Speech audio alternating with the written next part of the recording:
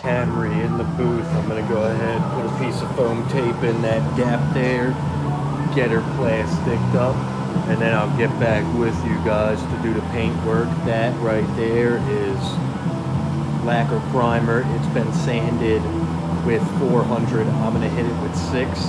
This one's just going right in the base. I'm not putting sealer down on this one. Bing, bang, boom, in and out. Hang tight. All right, we got her all masked off. Now we're gonna go right into the wax and grease. I love them little magnets. They're 40-pound magnets I got on Amazon. So you get it all on there, then you just smear it all around nice and evenly.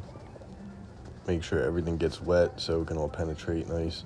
And then you flip your towel and just pull it all off. Make sure you don't leave any behind or it'll cause some serious fish eyes. So this is Bulldog. It'll act like a wet bed. It will fill scratches. Not really rough scratches, but you know, light scratches that you would have to put like 1 or 2, maybe even 3 coats of base to fill. This Bulldog will just give you that little bit extra, so you won't have to focus on filling scratches that you may have missed. So I'm gonna let this flash off for a couple more seconds, put another coat on there, hang the gun up, and then get to basing in about 2 or 3 minutes to let that dry off. It says ready to paint 5 minutes, but as long as you don't put it on wet, you could paint it pretty much immediately. So as you can see, there's little scratchies up there, you know what I mean? This Bulldog will help fill them in.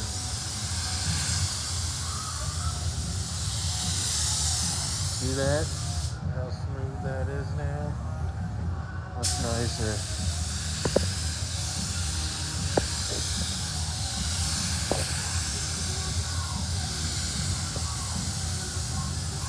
Okay, so I got that Bulldog. Gonna hang that up.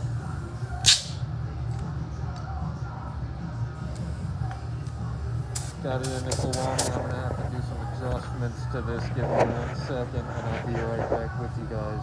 Alright, I got the gun in there ready to go. So I got this gun probably like 3 turns out. There's no regulator on it. So I don't know the exact pressure that I'm pumping it out on. I just go, you know, by my spray pattern. I do a little spray out, adjust it. I really just go by the way it sounds and then the way it feels and the way it sprays when I spray it out. If I had to guess, it's probably in the upper 20s. So you just really want to concentrate on your overlap here. You notice how my overlap is, it's a lot, and look, like I'm backtracking, making sure I'm getting everywhere. I'm just focusing on filling my primer though. I'm not slowing down, I'm not speeding up, because if I speed up, I'm gonna have see-through transparent spots. If I slow down, it's gonna puddle up on me, and I'm gonna get modeling, and it's gonna look like crap. Alright, so there's my first coat. I'm just covering the primer on the first coat. Second coat, I'll do the whole center of the doors and fan them out. Get a little blendy going. So I'll let that flash off and I'll get back with you guys for the second coat. Alright guys, second coat here. Pay attention. Now you can see where my first coat was.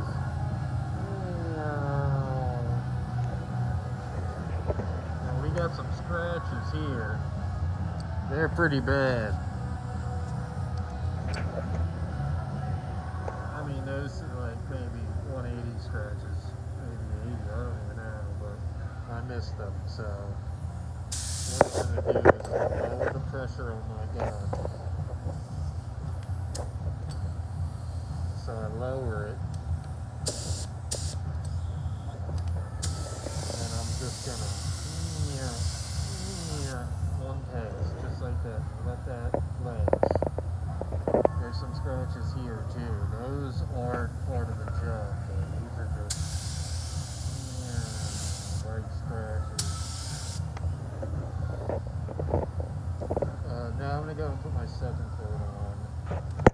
regular pressure. Let that dry for a second.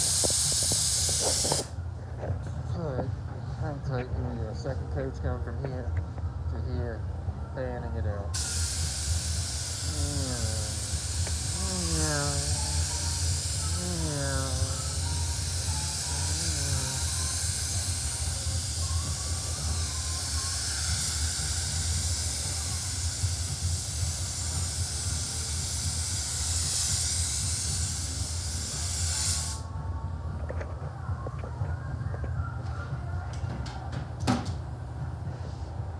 That's second coat. Look, it's already starting to fade away. You see a wet spot there. That's just because that's where I filled them scratches at.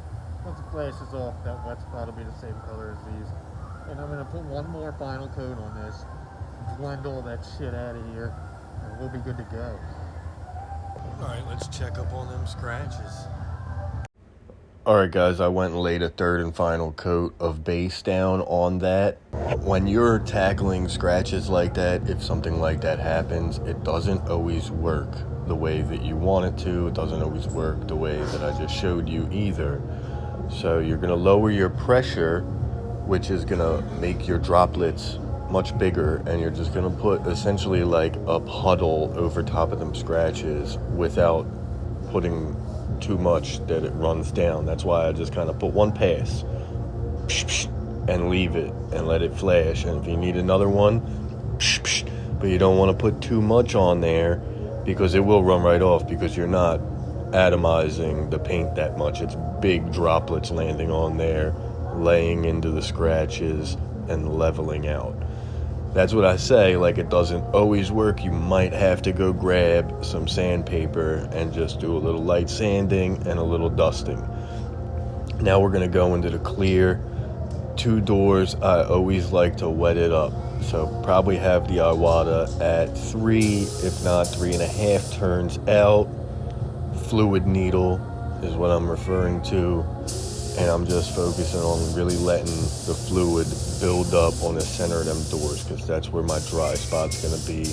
That's where all my body work was. It's really going to absorb the paint.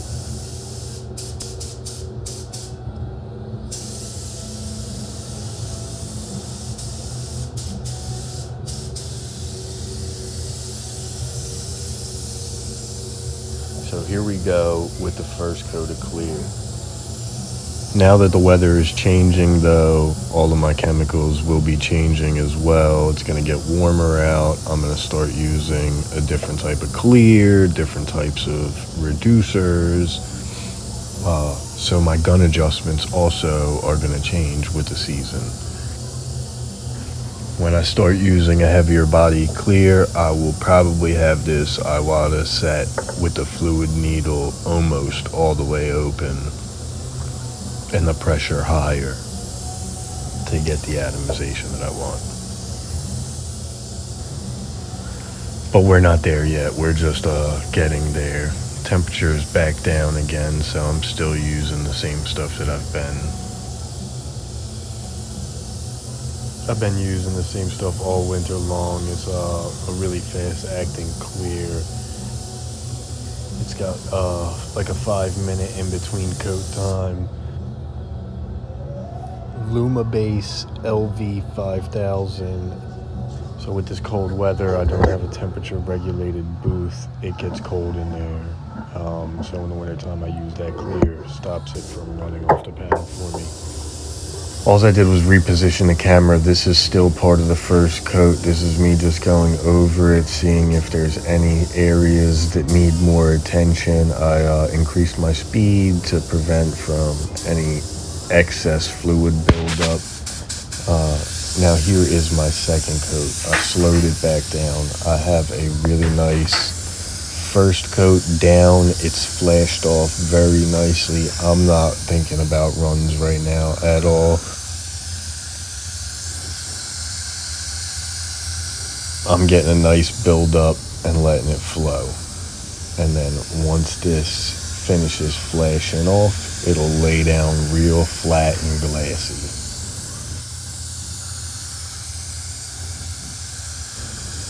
So yeah, 2 doors, I just choose to pick a good standing point in the middle. I pivot off of 1 foot really, and I just move the other one, and I just stretch it out, get a nice, good, even layout. That's how I do that. So there's the second coat.